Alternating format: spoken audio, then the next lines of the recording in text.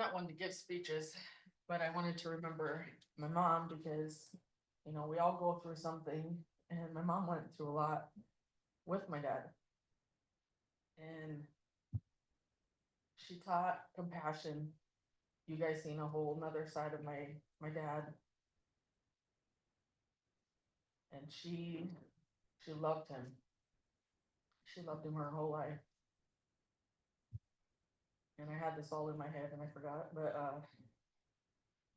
teaching that compassion, I was able to witness all of it my whole life. It didn't matter what he did, what he said, how he treated her. She was calm and didn't say anything. And so seeing that, I went through what I went through thinking I had to go through it. I actually had to learn to stand my ground and, be stronger because I had to.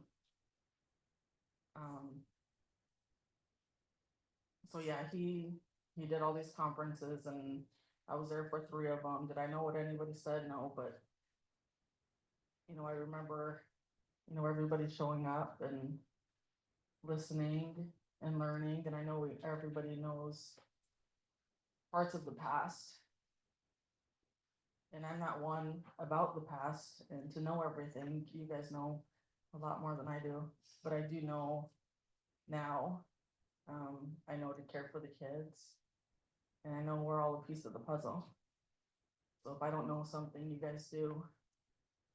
If you don't know something, I'm able to help you. So while my dad was traveling, teaching the symbols, and Linda learning for 28 years, she's able to teach you. I can teach you how powerful you are in your thoughts.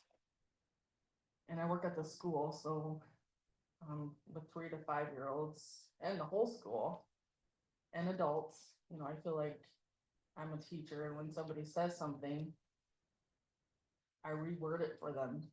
You shouldn't say this, say it like this, because you're making it happen. What you're saying, you're making everything happen. And why we're here is because you wanted to be here. Everything that happens every day, living in the now as I'm learning. It doesn't matter what's happening. Everything that's supposed to happen happens. We travel in what world we're on. I don't know where she is. We're supposed to be there. We're here. Everything we go through, our losses. Who lost a mom? Who lost their dad? Who lost a child? A brother, a sister, an uncle. We've gone through lots of funerals, and even going to a wedding, I'll accidentally call it a funeral. Well, I went to your funeral, I'm at wedding. So learning, that loss, and not really a loss, but a celebration on that day to celebrate their life. I'm able to mourn for that person because I know what it feels like. So I tend to feel for you, or I tend to hurt for you because I can.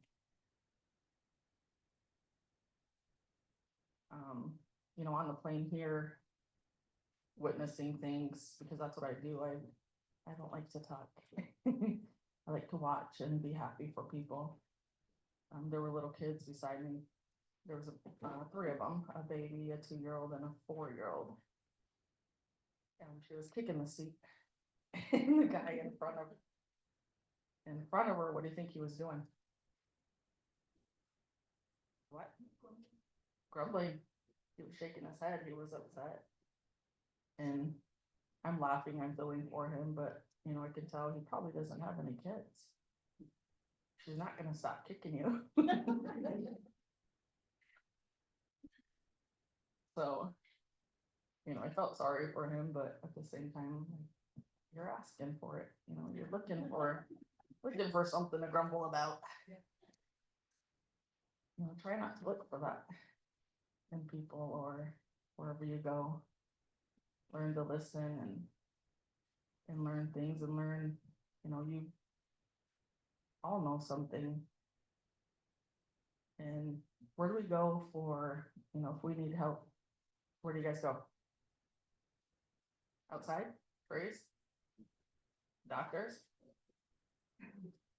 My dad taught, you have everything you need. So you technically don't really have to go anywhere but yourself. You don't have to ask anybody. What's happened to me over the past 4 years is, asking for help in my head. Not out loud. My phone would ding or I would get a message or my phone would go off and it would be a video.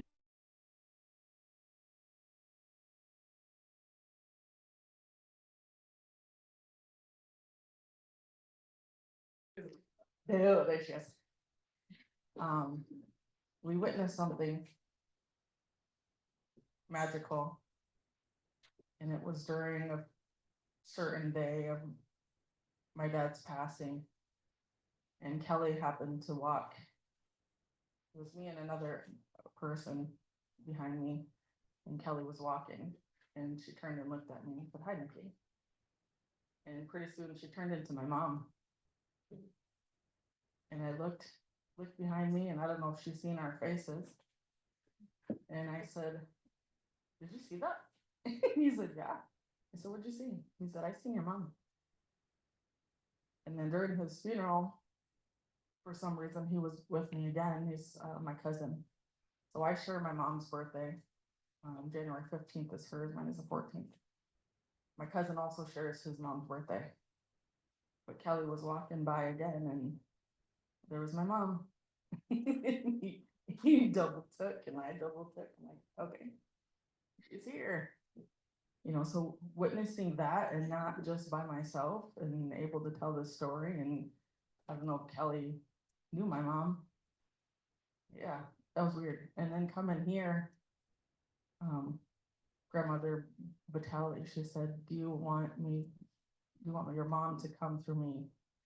And I said, no, because I look at Linda as my mom. I look at Terry as my mom. Anybody who feeds you is my mom. Anybody that loves you, I can feel is my mom. And I know I'm being taken care of. And knowing that and trusting that, I wish for all of you to know that your moms, whoever's passed on, they're all looking out for you. If not, we have Superman back there. We have somebody looking out for us. Again, while he was teaching, I'm trying to think last night, he was teaching the symbols and what each symbol meant. I was home teaching at a school or at McDonald's. I'm teaching compassion or feeding people and teaching alignment. I love touching people, whether it's their backs or their shoulders or hugging. I know we all have gifts. So I would tell people to sit up straight because I'm rubbing their back. So teaching that alignment, that second book is about alignment. Having friends bicker and fight and have their issues, I was teaching them to get along, actually. So I was teaching them to be peaceful, and you don't have to yell or you don't have to think certain ways. So he was teaching about love. I'm giving love, teaching people to be aligned in a whole different way. And I believe we can all do it. We can teach our kids watch us. They watch us and they learn and they listen to our actions. I don't know if anybody has any questions.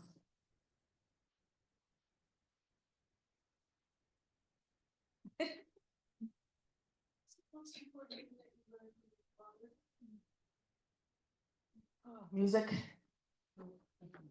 When I had problems, because me and my mom were the same, and her question was, what was the most important thing I learned from my dad? is letting things go, actually. I would come to him and I would be having a bad day, whether it was my mom mainly, I think, because we were the same, so we tended to not agree on things. That was weird. I would start talking and he would play music and keep singing and not listen to me. So, yeah. So I would start singing the music, and the music, really had a message to it. The more I think about it, whether it be the Beatles or Eagles, whatever he listened to. So then I let it go. None of it mattered. I didn't really have a bad day. I just wanted to vent. So, I live every day as not anything bad happening, as waking up and having a good day. And it doesn't matter what I go through, I'm there to help whoever I need to help. So there's 6 teachers, or if I have other jobs, I clean and work at a bar. I'm not there for me, I'm not there for any money. I'm there to serve somebody water or other beverages or food. So I put learning from my mom, you put your flour or salt and pepper, but don't ever forget to put love into your food. So I'm there to do that. I was asked, why are we here? Why am I here? Why are we all here? My mom had 5 miscarriages, and another person who passed on told me that I was technically born into a sweat lodge because they prayed for a baby. So I was number 6.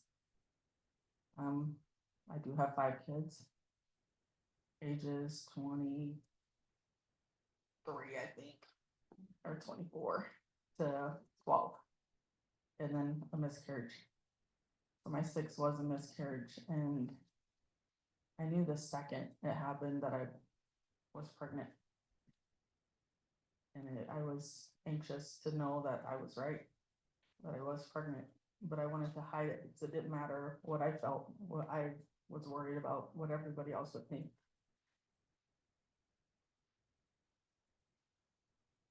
So when I found out there was no heartbeat, I was sad and happy at the same time.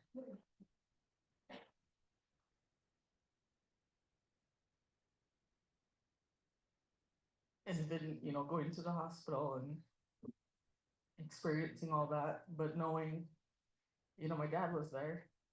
Our waiting room was number 6. My dad's birthday is 6/6. That was my 6th child. Knowing that I had to go through that because, a couple days ago, for anybody who has lost a loved one, I'm able to help you through it. Helping you, helping myself. A couple days ago, or actually yesterday, finding out that my coworker lost her first child. I'm able to help her through it. Anybody else?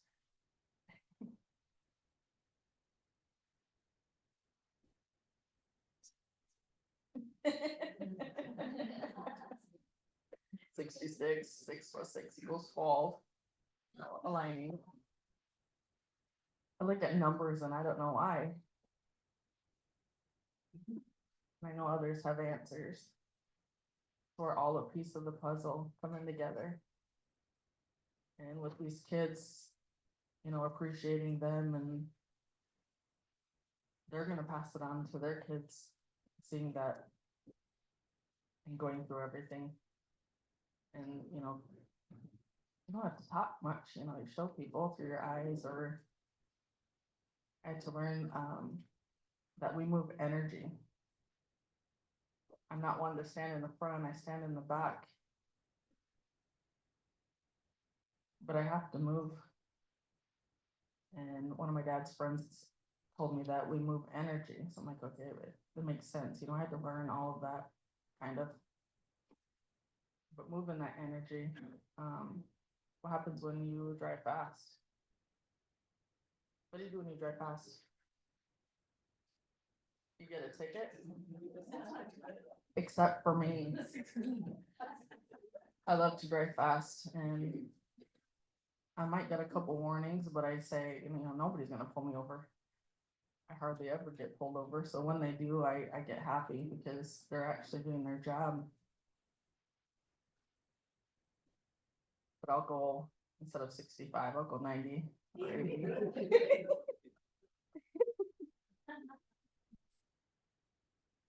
Gotta test them. Make I sure got a they're- Subaru, a legacy. So yeah, that Subaru, my first Subaru, actually Linda gifted me after losing my dad. And then learning, or, people talking about stars and knowing that the Subaru is, the stars. Last year I had to get a Subaru Legacy, and I wonder why.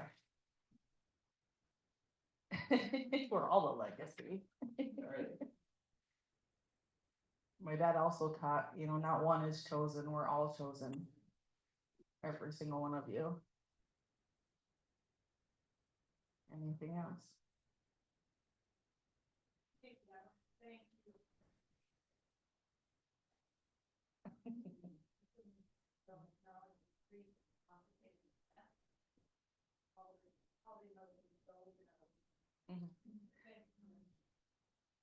Yep, so grief is, happiness and a sadness, so it is a balance that we need. And also anger, so I learning to laugh. My dad laughed a lot. And another person told the story that he seemed like a regular person. He's like, this guy's a chief, he's laughing and all this other stuff. And, that laughing is a part of medicine, crying is a part of medicine. Learning you don't really need anything else. All you need is you and anybody that flocks to you, or hugs, our kids, our angels, all the people that we lose. Learning that it's all true. So mind your thoughts and your heart. Yeah, I feel for other people when they're sad, because I don't want you to feel it, or I don't want you to be angry. So learn to let me help you, or let me show you how to help yourself to be happy or to be protected.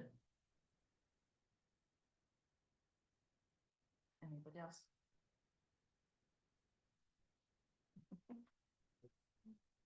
You know what your dad used to say, Alex? People would say amen, and he would say A woman. Yeah. You know what Subaru stands for in Japanese? Ladies. The 80s. And then do you know why the woman stands behind the man? No. To tell him which way to go. He said, why does a woman stand behind a man? Why? To tell him which way to go. Damn right.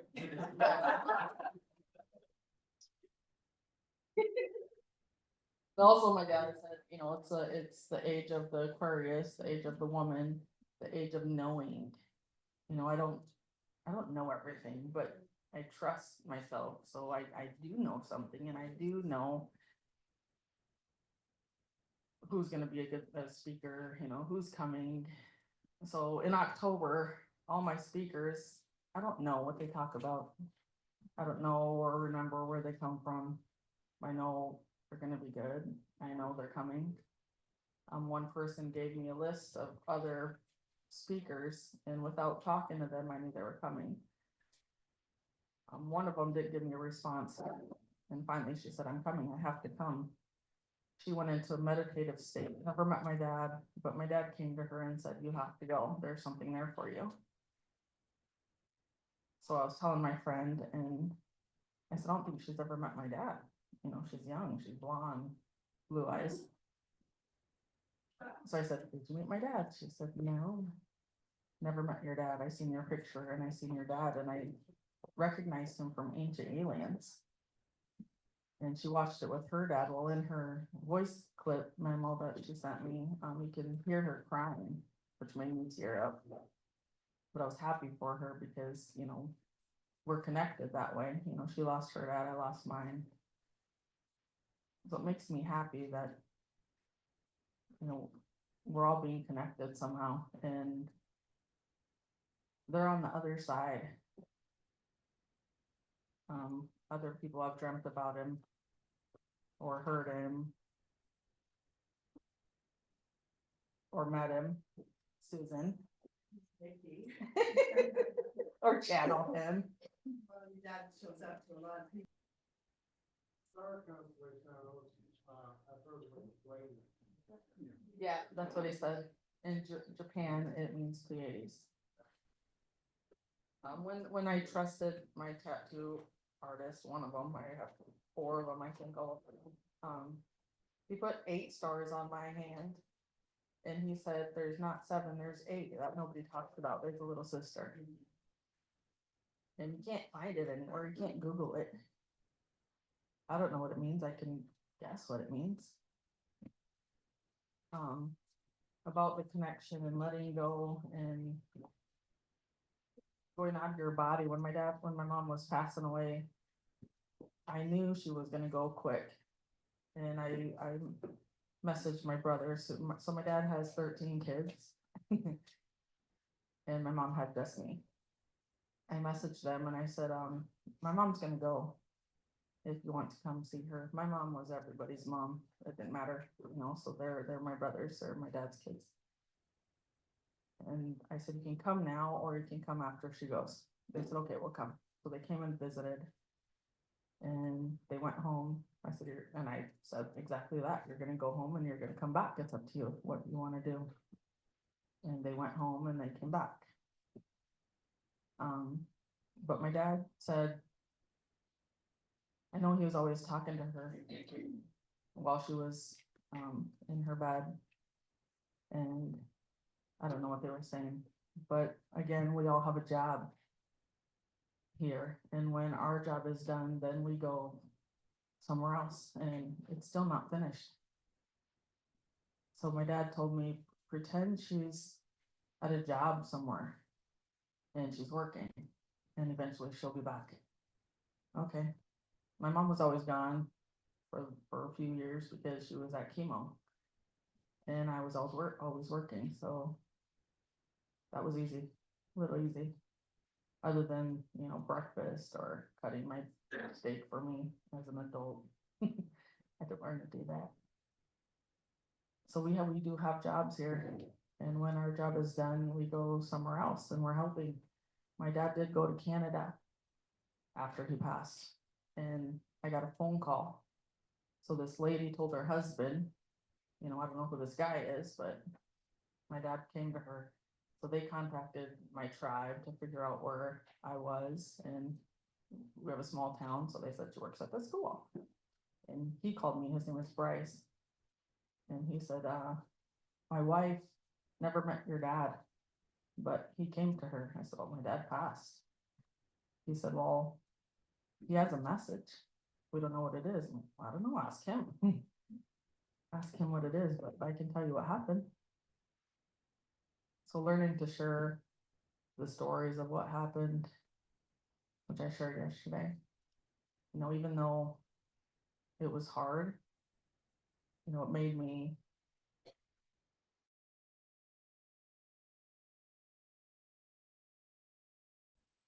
stronger and standing my ground and learning to trust myself and my intuitions. And my dad also said, our hair is our antenna. And when we lose people, my dad also said we don't have to cut our hair because it's our memories. So it's hard for me to cut my hair, but my kids make me trim it sometimes.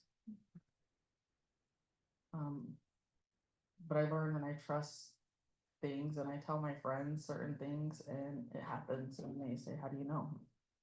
I just knew, I knew you were gonna get your husband back or your home back, all them things happen, so voice it, voice good things. It's true. If you can't say something nice, don't say it at all. I know it's almost 10:10.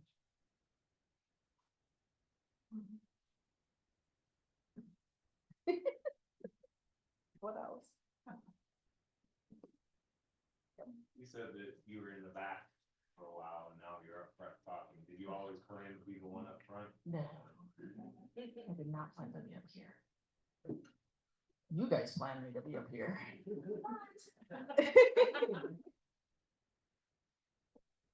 It's hard to be up here. I don't know what to say.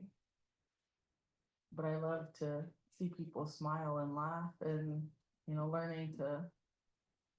learning how to do it. Learning to be in front of the camera. I was in front of the camera growing up because my dad put me in front. And the big VHS cameras he would set up and I would actually sing and dance in front of that camera. And taking selfies, Polaroids, and watching David Blaine on TV or what other like magical shows, and then looking back, like, why did he do that? He was teaching me we're magic. Watch this trick. So, what I tend to play tricks on people.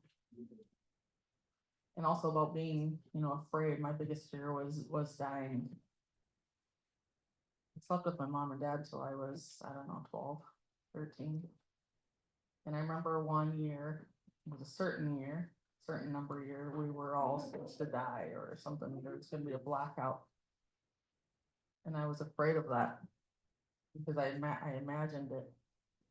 So I had to overcome my fear of death. And from losing both of my parents and hearing them even after they passed, hearing my dad say my name or tell me to get ready, I wasn't afraid that he was gone. I knew he was here, or hearing other people, hey, your dad came to me, and even this morning, hey, I thought of your dad yesterday, random people, get out of here.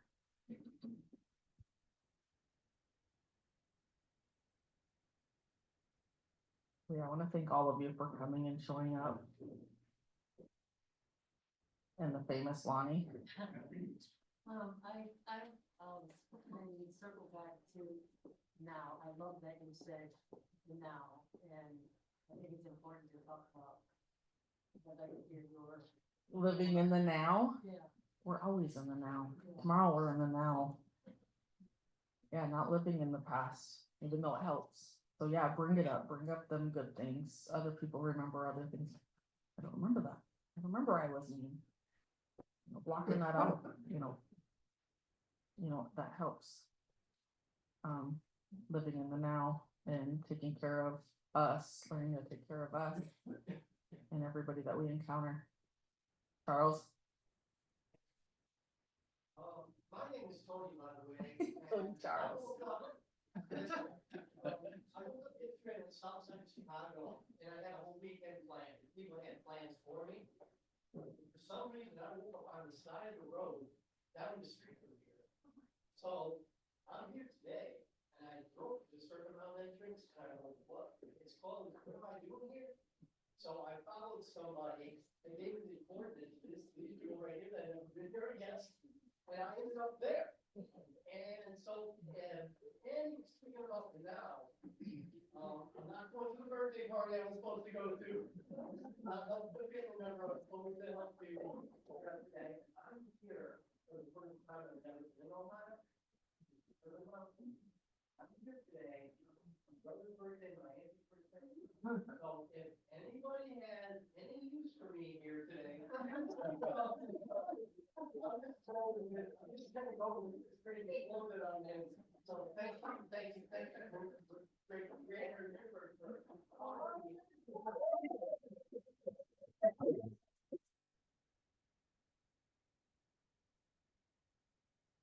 Tony. A lot of you are friends with me on Facebook, but I have, 16,000 friends on Facebook. I try my best to remember everybody has their significance, and his was through another chief, Leonard Crodock, who connected me through him, and Leonard said, well, you're my cousin, right? And I know you're my sister, right? Yeah. Having to break out and connect, and we're so connected, and we aren't friends here, we're family. Amen. And you're here because whether you need it or we need it, we're family. So you're here to help us, we're here to help you. And your family back home is being taken care of.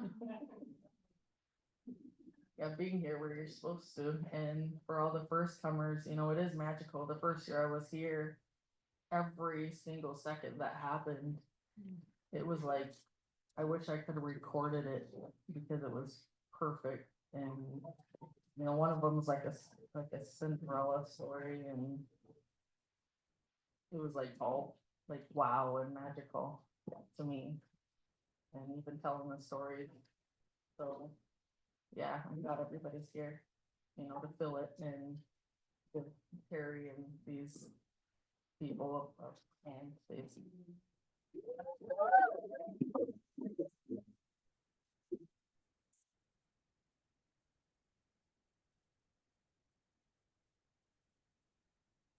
Thank you so much, Nikki. This is the first time. She's really taken the time. She's feeling comfy. All right, she did a great job. Definitely feeling more comfortable in her position, and we're so honored to have her here. Thank you so much, Nikki, for coming.